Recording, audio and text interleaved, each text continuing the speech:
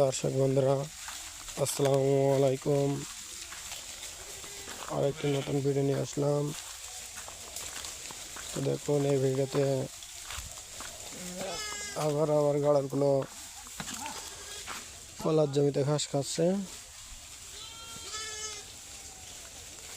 তো এই কলার জমিটা দেখা যাচ্ছে যে কলা গাছগুলো সব কেটে দিয়েছে। এই জমিটা এখনো চষেনি। তো এর ভিতরে হচ্ছে ঘাস আছে। আমার গাড়লগুলো কেটে ছেড়ে দিয়েছে,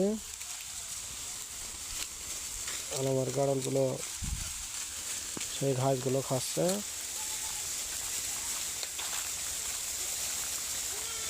আমার গাড়লগুলো যে ঘাস খাচ্ছে কলার জমিতে, এই কলার জমিতে যদি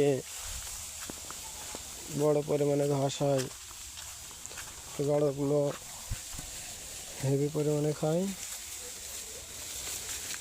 যেখানেই ঘাস বেশি থাকে, গাড়ল কিন্তু সেখানে বেশি পরিমাণে খেতে চায়। তো আমার গাড়লগুলো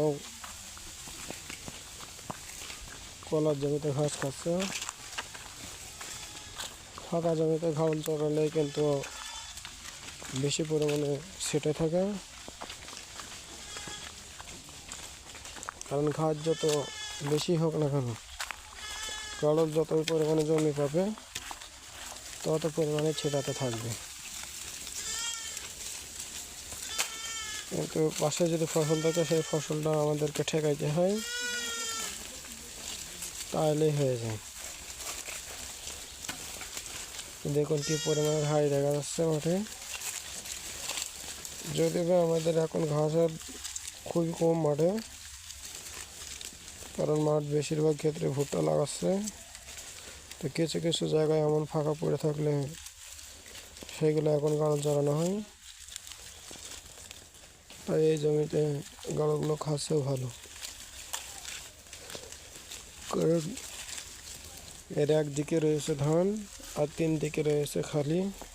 তাই আমরাও ভেড়াগুলো ছেড়ে দিয়ে রয়েছে বসে, দাঁড়িয়ে রয়েছে। আমি তো ভিডিও করতে শুরু করলাম।